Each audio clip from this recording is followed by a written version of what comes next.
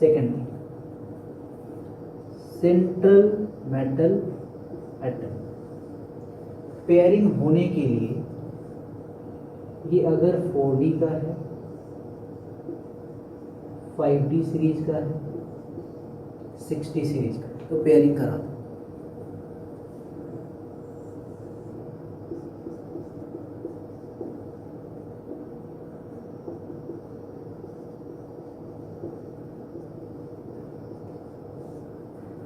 Pairing is accountable.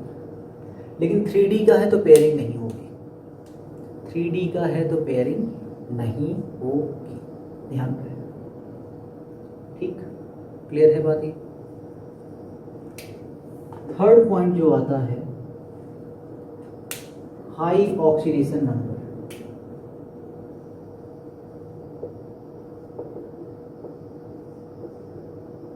ये केवल दो चीज़ों के केस में वैलिड है, मतलब जब मेटल 3D का हो, 3D में केवल कोबाल्ट +3 और nickel +4।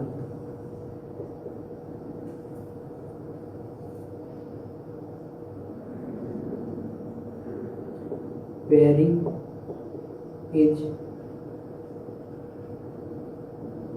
Accountable for all ligands except halides। या इस चीज़ को मैं यहाँ से हटा ही दूँ तो कोई दिक्कत नहीं होगी, ये चीज़ ऐसे ही ध्यान रखो। लिगेंड आपका स्ट्रॉन्ग फील्ड्स होते हैं कौन कौन से, carbon donor and nitrogen donor. ठीक, एक्सेप्ट ध्यान रहे नाइट्रोजन डोनर में अमोनिया और एजाइड नहीं होगा। दूसरा, सेंट्रल मेटल एटम या तो 4D का हो, या तो 5D का हो, या तो 6D का हो, तो पेयरिंग हो सकती है। ठीक, पेयरिंग हो सकती है। 4D भी थोड़ी कम पेयरिंग करवाता है, लेकिन तब भी ले लिया हुआ हमने। और थर्ड चीज़, हाई ऑक्सीडेशन। 3D के केस में, 3D सीरीज में 4D 5D के होंगे तो हो ही जाएगा।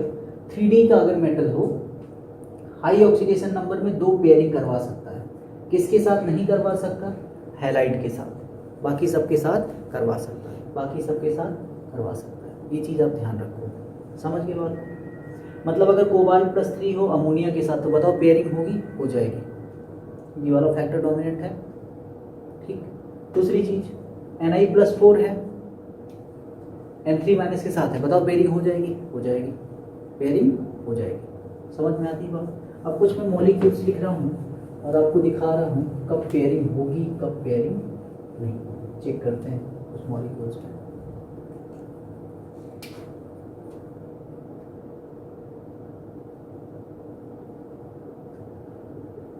रेडिक Hs एंड Ls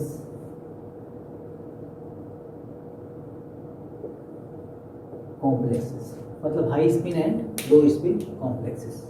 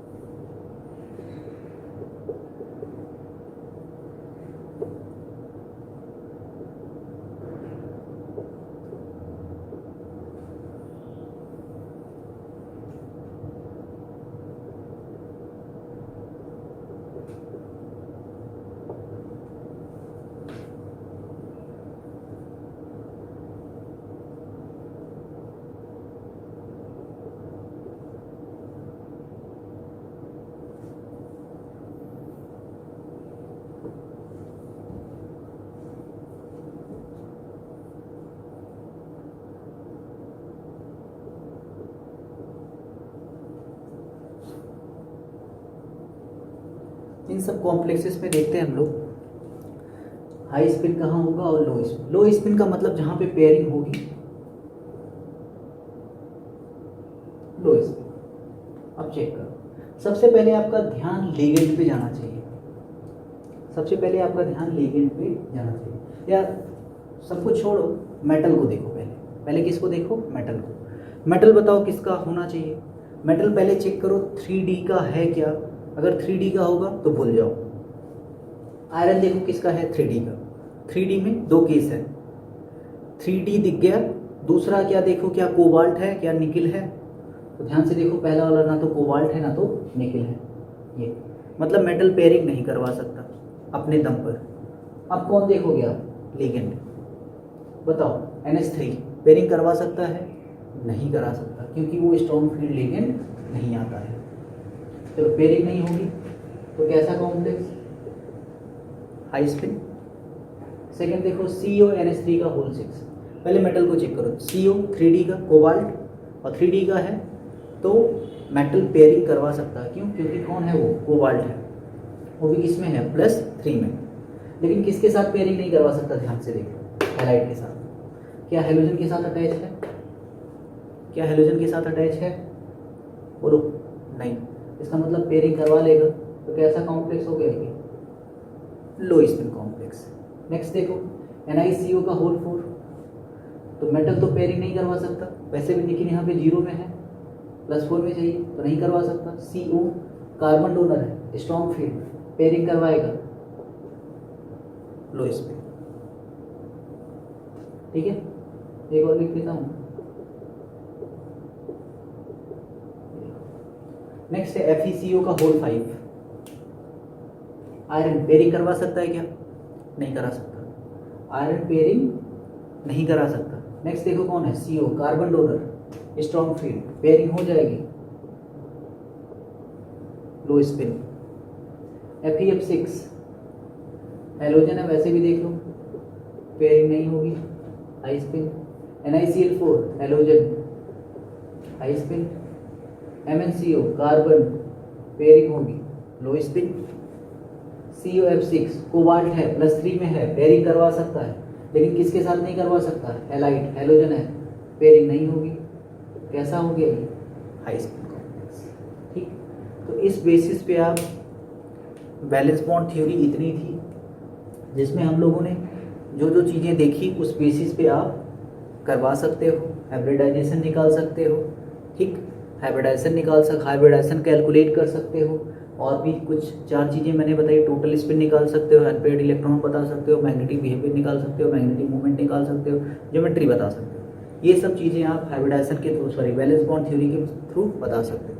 लेकिन बैलेंस बॉन्ड थ्योरी के थ्रू एक प्रॉब्लम है, वो प्रॉब्लम क्या है, लिगेंड कोई क्यों स्ट्रॉन्ग फील्ड है क्यों वीक फील्ड है ये नहीं बताता। मतलब पहली ड्रॉबैक होगी, लिगेंड स्ट्रॉन्ग फील्ड मतलब नेचर ऑफ लिगेंड को एक्सप्लेन नहीं करता, पहला ड्रॉबैक हो गया। दूसरा, सेकंड ड्रॉबैक ये है कि हम लोगों ने वर्नर थ्योरी में देखा था कि वो ज्योमेट्री नहीं बताता, ये बताता है, वो मैग्नेटिक बिहेवियर नहीं बताता, ये बताता है, 2 को एक्सप्लेन कर दिया। तीसरा क्या था, कलर ऑफ द कॉम्प्लेक्स, ये क्या चीज़ नहीं बताता, कलर ऑफ द कॉम्प्लेक्स।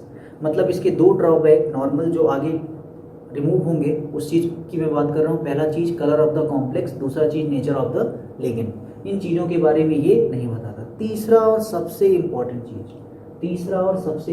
चीज़, अभी जब मैं D5 में फिलिंग की बात कर रहा था, 3D5 आयरन वाला जब कॉम्प्लेक्स बताया था,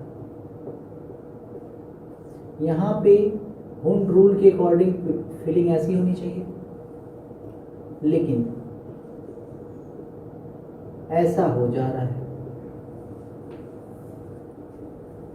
ये हुंड्स रूल को फॉलो कर रहा है, यहाँ पे क्या हो रहा है, वायलेशन ऑफ हुंड रूल। तो ऐसा क्यों हो रहा है, इस चीज़ के बारे में भी बैलेंस बॉन्ड थ्योरी एक्सप्लेनेशन नहीं देती, बस वो बोल देती है कि पेयरिंग हो जाएगी क्योंकि स्ट्रॉन्ग फील्ड है, पेयरिंग नहीं होगी क्योंकि वीक फील्ड है। क्यों ऐसा होता है इस चीज़ के बारे में नहीं बताती। इस ऑर्बिटल को आपको बताया था, अगर याद हो, डीजनरेट ऑर्बिटल बोलते हैं, जिनकी एनर्जी इक्वल होती है, और इक्वल एनर्जी में हुंड रूल के अकॉर्डिंग एक इलेक्ट्रॉन भरे जाने चाहिए। इसका मतलब यहाँ पे क्या हो रहा है, डीजनरेसी लॉस्ट हो रही है, तो डीजनरेसी क्यों लॉस्ट हो जाती है, इस चीज़ के बारे में भी बैलेंस बॉन्ड थ्योरी एक्सप्लेन नहीं करती। इस चीज़ को एक्सप्लेन करने के लिए नई थ्योरी आई, that theory is known as crystal field theory. अब नेक्स्ट क्लास में हम लोग क्रिस्टल फील्ड थ्योरी को डिस्कस करेंगे। आज के लिए बस इतना ही।